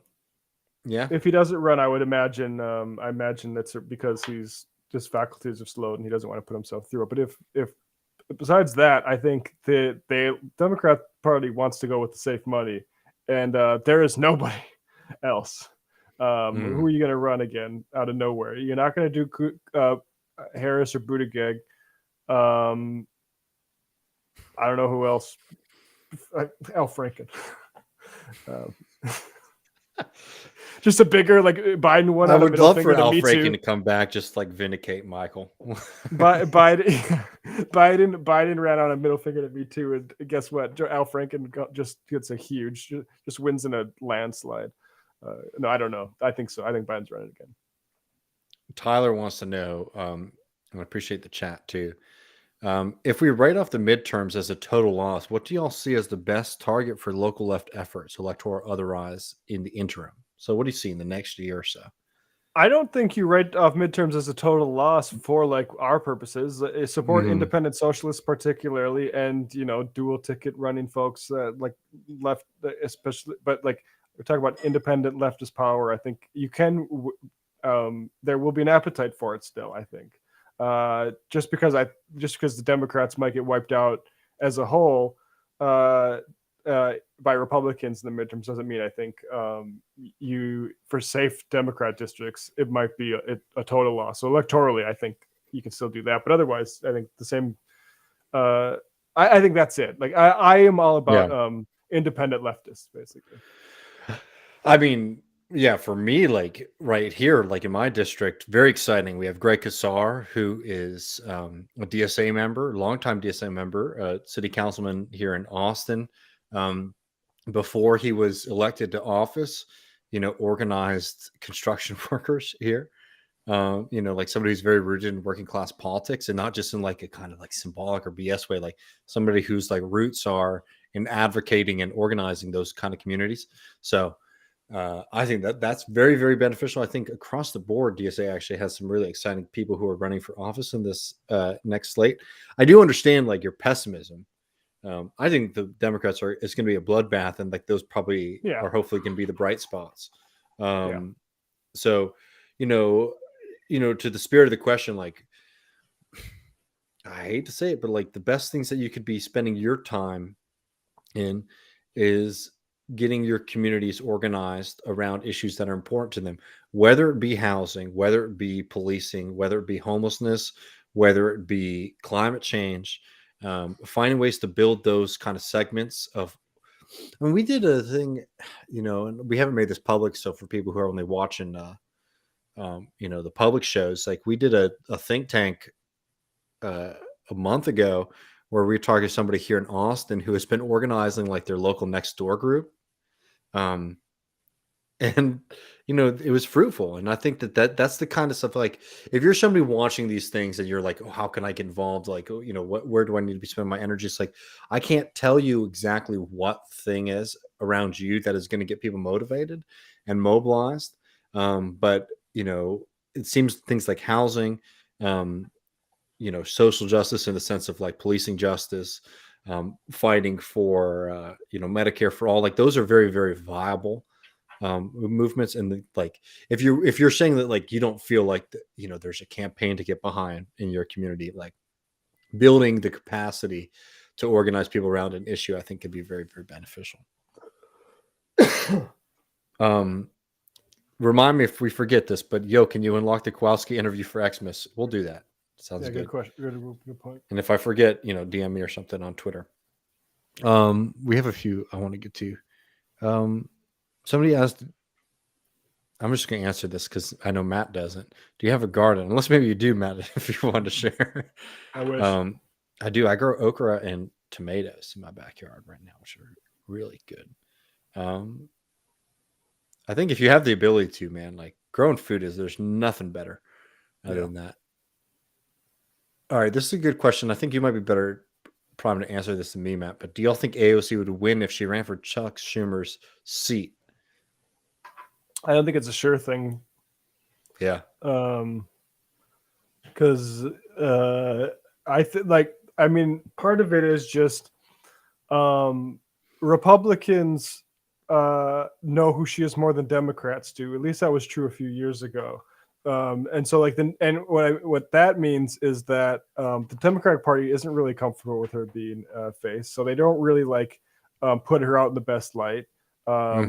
And the Republicans demonize her. So I think she's I don't think her popularity is wide. Maybe in New York State, she could, but I don't know. I mean, of course, that'd be a massive improvement, to say the least, about her over Chuck Schumer. But I'm not, and I don't think she could win a national election for president. I think for the reasons I stated earlier about the way that she's conveyed to people in media. No, I agree. I mean, I'll just say, like, I have like a kind of stupid pessimism where, like, I just hate the idea of any of these people ever losing an election. It makes me scared every time that there's like every 2 years, it makes me scared that one of them is going to get knocked off. Yeah, somebody says, nah, AOC could be a senator. I don't think folks understand how unpopular she is outside her district. I'd be curious to get some weight behind that, though, because she's a very, very well known politician. I mean, I know she has a lot of unfavorables, don't get me wrong, but I think that the kind of like, AOC can only exist in like her extremely working class, district, I think can sometimes be a little. Yeah, but there are Democrats that don't like AOC, like centrist type folks that think no she's doubt a problem. about it. No doubt. In Manhattan or upstate. No, I mean, New York is a nightmare, I gotta say, politically. So, okay, I'm trying to keep up. Matt, like you pointed out earlier today, Trump did not dismantle the deep state. This fact goes against Glenn Greenwald's contrarian narrative. I mean, I have to see exactly what claims Glenn's made about Trump dismantling the deep state. But to anybody that thinks Trump was had a serious problem with the CIA, like I think he made a pilgrimage to CIA headquarters shortly after he won the election. Maybe I'm misremembering that, but and he talked over a whole bunch of people, and there was like some minor how dare you talk over the debt? I can't remember exactly what the story was, but it was funny. But yeah, he completely caved on the JFK stuff because Pompeo told him to, and his appetite for that stuff. I mean, he deep state was just a useful term for him for propaganda terms. He didn't really actually do anything to go against those guys. I mean, I think I mean, I think I generally agree with like the crux of your narrative there, but the only thing I would say about it is that like I think Trump actually did he felt the guardrails of like the system. Um and not saying that he wasn't a willful like participant in it. Like, and I think that again, I'm not trying to say like Trump was like a warrior for truth or anything like that. But I feel like he like started to realize like, oh, the presidency is not as strong as you sort of imagine it is. Yeah, I mean, and there's the whole thing about like the 17 different intelligence agencies, say this Russia, he's a Russian asset or whatever the stuff was, right? Like Trump had no intention of like dismantling the deep state. I think that's insane to think. But I think Trump also did sort of like, probably in some ways like for better than for worse, right? Because what Trump wanted to do was absolutely frightening. Yeah, like that's the thing is like when he talks about deep state, does he mean the CIA or does he mean like yeah, I'm not even talking about HUD, that. I'm just talking about like housing state and power. urban development, right? Like I'm talking about the same things that we talk about. Like if we come into power, like we have to understand like the state operates under its own like logic. Anyways, Yeah, I think that this is one of those things though where like some people got sort of crazy with Trump when he was a candidate. Just because somebody's a little bit different and like might point to some things to you does not mean that he's like interacting with it in at all in the same way that you might think that he is, if you get what I mean. Like Trump was not an anti-war candidate or a peace candidate, you know what I mean? But he was up against some of those interests to continue doing, certain things. Micah says, happy holidays, Left Reckoning. Love the perspective and content. Might makes right, but left is definitely best. I appreciate that, brother. I did see this. David, your thoughts on Amazon? This is an awesome question. On Amazon building a new office in the domain. I hope I'm not hurting anybody's feelings, but I see these like developments that happen in Austin, and I immediately get stressed out. And at this point, I'm just like, let's just give them like the domain. And if you don't know what the domain, Matt, is, it's like just horrible, overdeveloped, like, those kind of things. And I'm sure you know exactly what I'm talking about, where like they try to create like a European shopping center, and like on the first floor, there's retail. On the second floor, there's like luxury-ish apartments. But it's also like, it's just like right off the highway. So like, it's not like they're trying to make it like Barcelona or something like that, but it's America. So it looks, it's insane. It sucks. Yeah, take the off ramp to Barcelona. That's what the domain is, but it's like, with like the shittiest bar you've ever been to in an Apple store.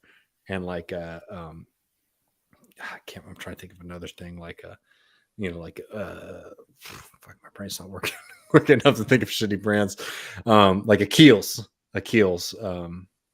Anyway, it sucks. So I think that sucks, but there's part of me that's like, let's just give them like the freaks the domain, and then we can just know what part of Austin to avoid.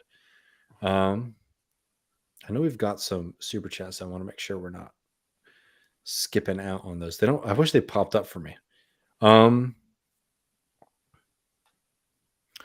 I don't know if David is a gamer, but I know Matt has any thoughts on unionization in the game industry and like the Activision workplace reports. Well, Matt, you can sort of talk us through that because we did a whole bonus episode on that.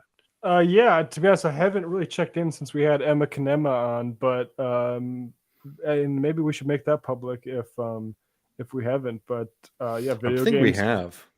Video games super exploitative. Take advantage of people's willingness to follow their dreams to exploit them for huge amount of hours. And Activision stuff is crazy because they're like bringing in like the heavy hitters, like Bush administration vets, to like do like damage control and stuff like that. But yeah, I'll check out Emma Kanema and follow her work on that. Yeah, I think that's a good call. I'm trying to catch up. I always say when you skip ahead in the chat because everyone's talking about something. I just want to get our super chat here. Take it easy says, thank you for your content. Do appreciate that.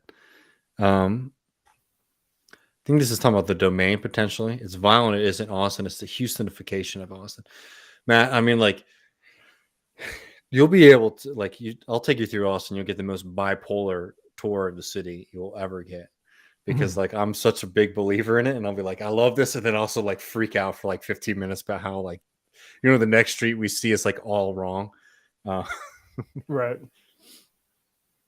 Can you do an episode on pandemic rhetoric policy with leftist medical public health professionals? I don't understand how so many leftists see the terrible policy and media coverage, but don't do more. I'll say two things. We're happy to do some stuff on it. The things that I have tension with is that, like, I can't get in the middle of doing medical stuff on the show, in the sense of, like, if this is like an ever moving thing of how we deal with this pandemic, I can't have, like, I'm not expert in that kind of stuff, so I can't, like, judge people's claims and arguments about these things as well as I can judge somebody's kind of political or historical claims, right? Yeah. And I hope that I know that might sound like a little bit of a cowardly thing, but, like, I really, when I bring somebody onto the program, it's not always that I agree with everything that they say or believe, but I at least know that when I present it to the audience, I can at least sort of, present it in a way that I think is going to be the most beneficial. I don't have the same confidence with doing that with a lot of medical stuff. Again, I'm not, like, afraid of it if I feel very confident about something, but for me, it's just not something that I want to be doing too much. The other aspect of that is that I feel very uncomfortable just the way that YouTube and Twitch's rules are for talking about this kind of stuff, doing any conversation on it, because anytime we've ever touched on it, we've gotten in trouble. I frankly think it's a better topic for Majority Report. Just to be frank about it, because I don't like. I think, like, where we cover it, it has to be some element of, like, what is happening to people who have to work in it, and less to do with, like, the heights of policy making, because I don't think that is really. I don't think there's not leftists in control of that, and right, like, if there were, Pfizer would be nationalized. Like it's not really a playing field that I think, like, the left is on. I gotta say, and I think I'll say a little bit spicier. Public health is something that is one of the only justified places where I think it's basically authoritarian and justifiable in certain cases, and that's also not something I like to emphasize on a left-wing politics show. And that's the New Yorker in you, Matt. The Champagne Communista says the Latinos in Texas love AOC. I mean, I think, like, I don't know, people get really so worked up about AOC, man. It's truly wild. I understand she's a big figure, but yeah, I do think some people on our side sort of do miss, like, the fact that she's very popular. Also, like, I don't like the way that she frames a lot of things, but there's, like, two different AOCs, I guess. Like, there's AOC, like, as a public celebrity, and there's AOC as, like, a member of government. And I much prefer her as the member of government than her as a public celebrity, if that makes sense. And I think that sometimes people who get really worked about AOC, they're very worked up about her public celebrity stuff, which for me, it's not my shit, man. Like, that's a good point. Honestly, it does. It feels like we're fucking People magazine, and, like, I'll say, like, I participate in some of that because I criticize the gala stuff. But I think like there is some. I think there is something to be said about, like, there's a limit to, like, being seen at certain tables, right? And I think that, but ultimately, I agree. Like, I think, like, there's a sort of tendency to treat her like she's a CIA asset, which is ridiculous. Hell bent on torpedoing the left. Oh, come on! Everybody knows an AOC. Like, if you're in a leftist group, everyone knows an AOC. Yeah, exactly. No, I so agree with you, man. I mean, like,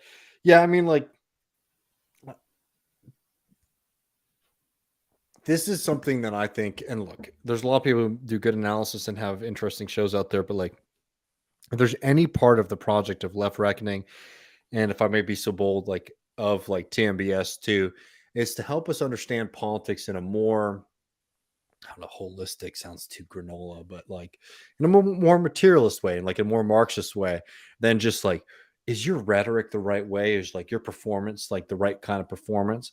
And I think sometimes you can get, like, AOC is sometimes messaging in her, like, PR stuff, like, oh yeah, I don't like it, and it's, like, very much for a very specific, like, segment of the population, right? Whatever. And if you want to criticize that, I think it's very fine to do. We do that here too. But if you're doing that without any of the other context of like what she's doing as a member of Congress, not just like with her votes, but like somebody who shows up for strikes in the New York area, somebody who shows up for working, for working class people in that really serious way, I think that you're making a mistake, right? And you're overemphasizing like the theater of politics instead of like the actual real shit, that we should be demanding politicians pay more attention to. One of the things that makes Bernie great is like not only does he do like a lot of great public facing hits, but Bernie is always there on the front lines showing up for people. And I think AOC certainly follows in that to some extent. I think the AOC has like a kind of bizarre ideology that I very much disagree with and would like to sort of correct, right? This kind of like mixture of like an over the top like millennial like woke shit with like class politics. I prefer much more if we were doing the class politics first and foremost. But I think if you like over determine that problem, you're making a big mistake, because when it does, more often than not, when it's time to show up, she is somebody showing up. Some I feel disappointing votes on Israel, but like no doubt about it. I mean, abstentions. Yeah. Yeah, exactly. Like I mean, I made a similar point about Jamal Bowman, who I like less than AOC, but like, and his rhetoric of emphasizing like Joe Manchin doesn't like black people, Latinos, women, and poor people, like four separate groups. It's like I would prefer personally a politician, like if you're gonna bifurcate people, at least say like working black people, working women, but that people like that haven't won these seats yet, right? And I would love it if we could get some more like let's call them just class reductionists, as people like to throw that term around, messaging. But that isn't there yet, right? And like you can criticize people who have won based on the type of politics that don't necessarily fully like agree with the rhetoric of, or even maybe some priorities of. But at the end of the day, it's like, what are you emphasizing, I guess? But it's also like messaging is a part of politics, but it's not all of politics. And I think that like sometimes, especially with media commentators, like it's all messaging all the time. And I think that that's a big mistake. And that's something I think we do a pretty good job actually of trying to like avoid. Matt, are you going to make a documentary or video on your perspective of JFK? You seem to have a good point of view of it. I would love to see that, Matt. By the way, too much pressure on you. Well, that's the problem. Is the short answer is no. The longer answer is I actually planned on doing that. I switched to Literary Hangover, but I had album art, podcast art, and a whole bunch of like even some episodes planned out for a podcast called The Whole Bay of Pigs Thing. And then I decided that pursuing that every single month for the next like half decade might drive me insane. So I chose to do one about fiction and history instead. I would love to, but I don't think I'm the most qualified person to do it. I think, but I would love to like organize something like that. Like Death Magnetic pointed out, Death is Just Around the Corner is a good podcast that I think, like if I had made the whole Bad Pigs thing, I would have wanted it to be that would have been the narrative that I would have also followed.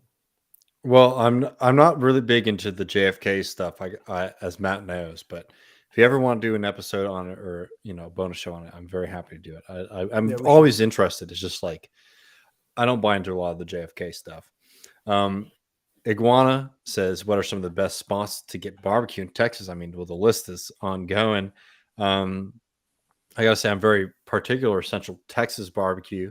Austin is a great place across the board to get BBQ. The thing that's sort of sad about barbecue, man, is it's becoming like very cityfied. Like it used to be the case that like driving outside of Austin was the place to go, but more and more it's localized. It's like Dallas, Houston, and Austin are like the hubs.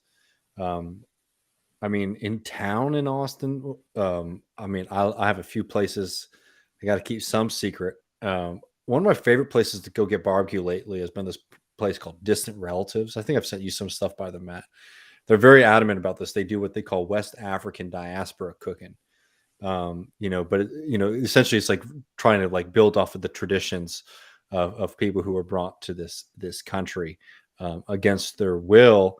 And really trying to celebrate that like very specific like part of like American Southern barbecue cooking, but always going back to those traditions. Some of the best barbecue I've had in my life. Really interesting across the board. My favorite barbecue in Austin is Valentina's. I love going to Lockhart. I love going to Snow's. Dallas has really good barbecue these days, I gotta say. I was very much against it for a long time, but they're killing it. I gotta say, most places here are pretty damn good. It's almost like it's almost too easy to get good barbecue in Texas. It sort of takes away from finding a good spot. You know what I mean? It wasn't always the case. I gotta say, like I think it's really exploded in my lifetime. Wow. For real, I appreciate it, JB. For real, y'all rock, and I have so much respect for you putting this project together after Michael passed. Appreciate it. Looking forward to another year of Left Reckoning in 2022. Would be a great to unlock some content over the holidays for people. You got the people in mind, and so do we. We'll be unlocking some stuff over the break. Yep.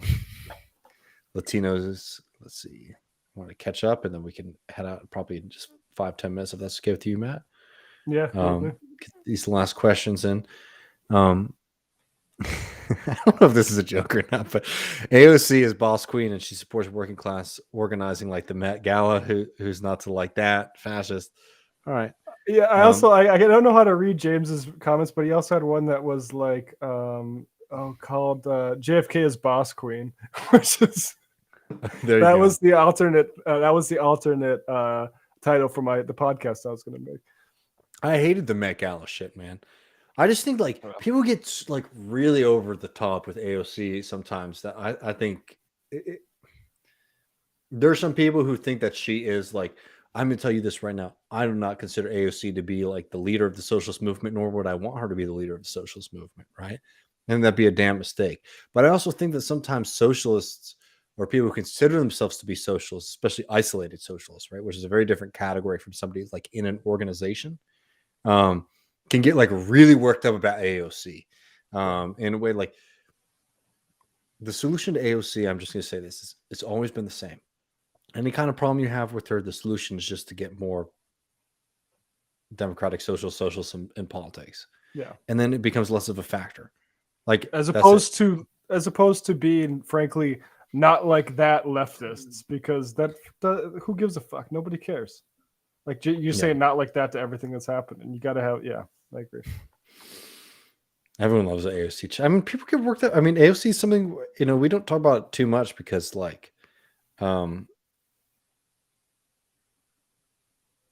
yeah, I don't know, James. I don't. So I'm not going to put all their stuff up, but they're posting some things in here. Look, I don't know.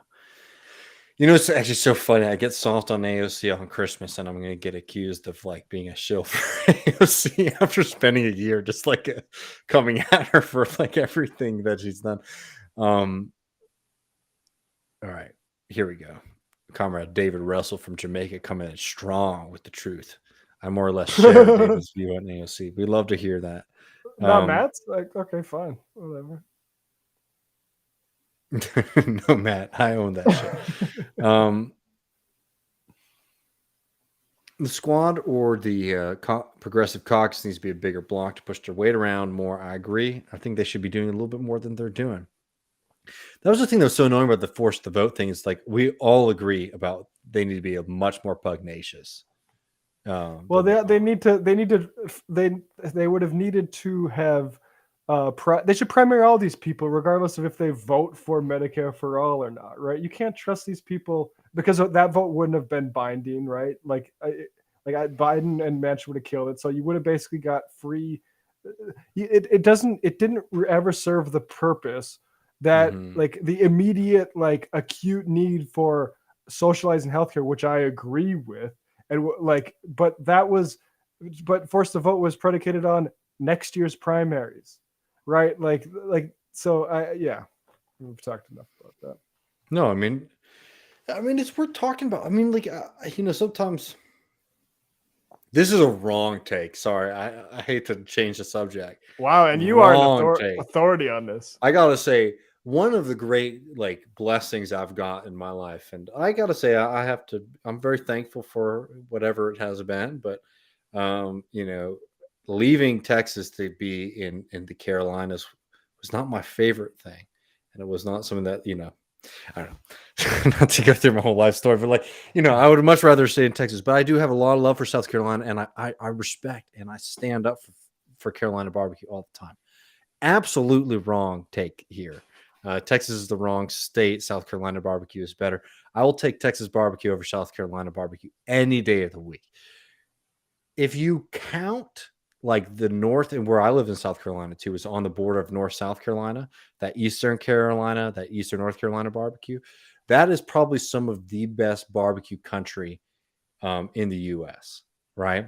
And I put that up there with Texas. And this is not just me being like biased. I do think the two best places for barbecue in the country are that Eastern Carolina barbecue and Texas barbecue. I'm going to tell you right now, and I know it's going to get boos from my Carolina friends. Texas barbecue, hands and away better than all of that. But I have to say, across the rest of the South, Carolina barbecue is absolutely king over any other southern state other than Texas. So for some people, very mad. A lot of people, I'm just speaking gibberish, but taking some bold stances here. I gotta say, East Carolina barbecue vinegar sauce is king, the best. I gotta say, barbecue sauces. I'll throw some South Carolina love here. How about this? The best sauce in all of barbecue. We're not talking about the meat, just like traditional sauces. The best sauce in barbecue is South Carolina gold sauce, South Carolina mustard barbecue sauce. The best. I make it all the time. In fact, I have a bunch of family coming over for Christmas, and I'm cooking up 2 huge beef ribs for everybody, Texas style. But you know what I'm going to serve it with? A little South Carolina mustard sauce. So there you go. I got some respect and love there, but Texas still can't, gotta say. Bad take here. I've got barbecue. I got to go with it, man, if you don't mind. Green Mesquite is the perfect combination of dive and moderately good barbecue. I love Green Mesquite. Their barbecue is trash. Like it's bad barbecue, but they have a good chicken fried steak there, and their smoked wings are good. Sorry, Dave. Don't mean to break your heart. I have to say, I think their barbecue is trash. And I got it again recently, like to prove to myself that it wasn't just like in my head. You know what I mean? And I was very disappointed. All right, let's get us to the end here. Damn, Matt, you got a lot of JFK things in here. I agree with the guy who said JFK the Unspeakable is good. It's weird. It's a weird one because it's like written by with a keen eye to like this Christian theologian Thomas Morton and how he thought of like the end of the. But I think it's fundamentally like a tidy narrative. I was also say Anthony Summers, Not in Your Lifetime, is a good one. And David Feldman wants to have me back on to talk about JFK. I'd love to talk about it. Yeah, I'm not saying JFK had good politics. I am saying he was assassinated by even more rabid anti-communist than himself. And that the CIA, more importantly, is absolutely lying about it. And like the idea, Chris comes to AOC show.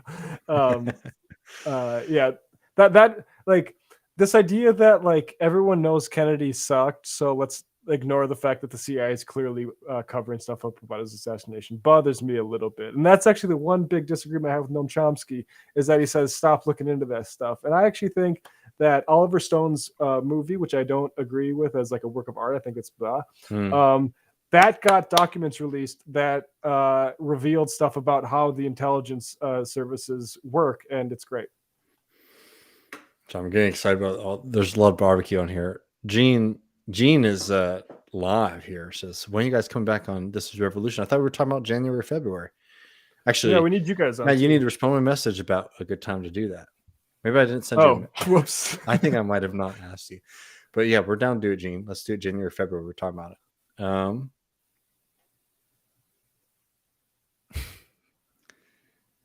I don't know where they're talking about. Here we go. I know we got our friend in South Carolina here, so I just want to. It says vinegar barbecue sauce. I don't know if that's an endorsement or just like excitement about the concept of it. But that's a really funny line, man. I know you've not been to that part of the country, but like they do like the traditional like East North Carolina barbecue sauce is like it's just vinegar and like red pepper and spices. So it's not like the the pasty kind of sauce, Right. It's super good on pulled pork, which is what they do best there. Brisket is like they only really do brisket in Texas and in Kansas City, but Kansas City is like eclectic. Kansas City, they do everything there. They're not specialists or anything. Tennessee is famous for ribs. South Carolina is famous for pulled pork, like whole pork barbecue, like smoke the whole thing. Here we go. I love that like y'all give me the opportunity to just turn this into it. I will say I've not been to Kansas City, so I got to go and try. Give it some love, but I don't think so. Aiken County, I love Aiken, South Carolina, man. Miss y'all.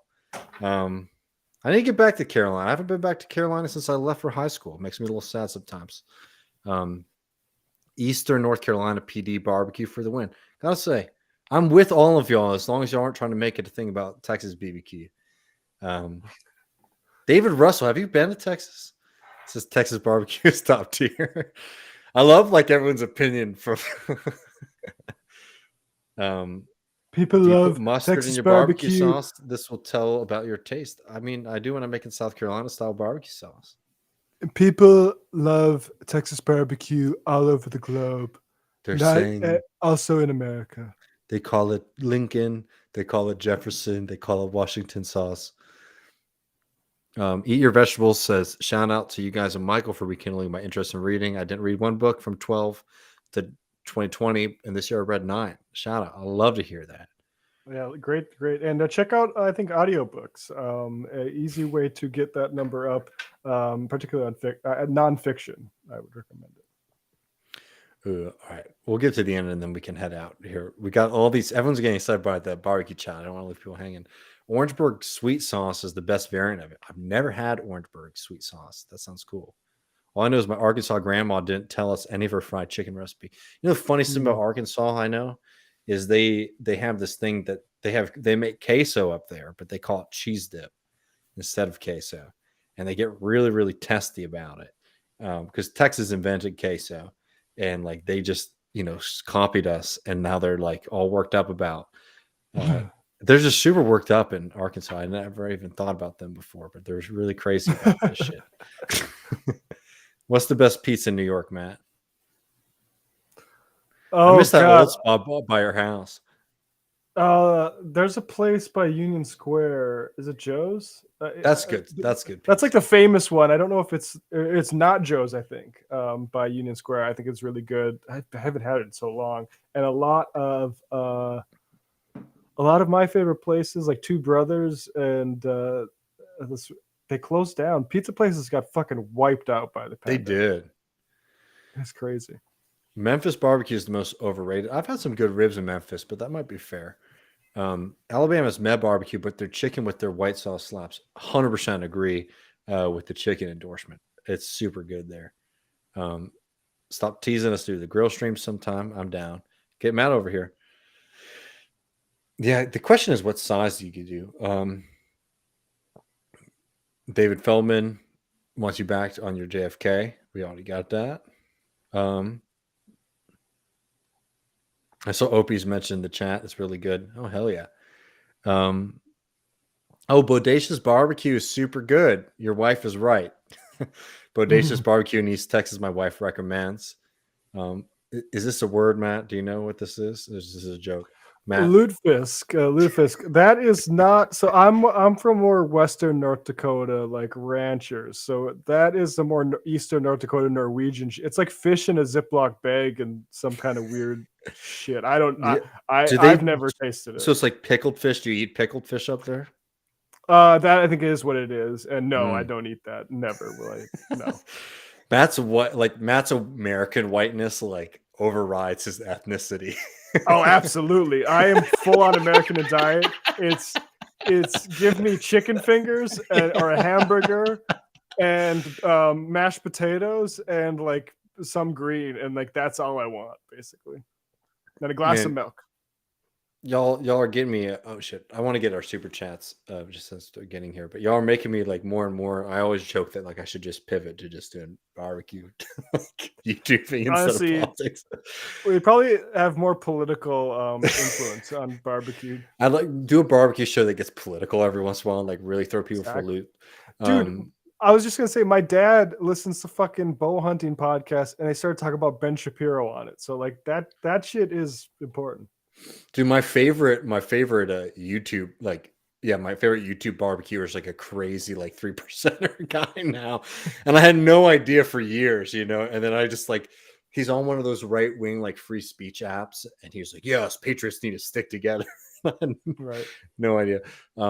Kowalski says, Merry Pagan Solstice holiday. One of my landlords was on a U.S. carrier that was providing support during the Bay of Pigs invasion. He said it was a clusterfuck and wants to visit Cuba.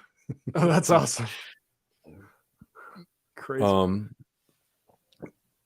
That's hilarious, Kowalski, man. Hope you and your family are going to have a good Christmas.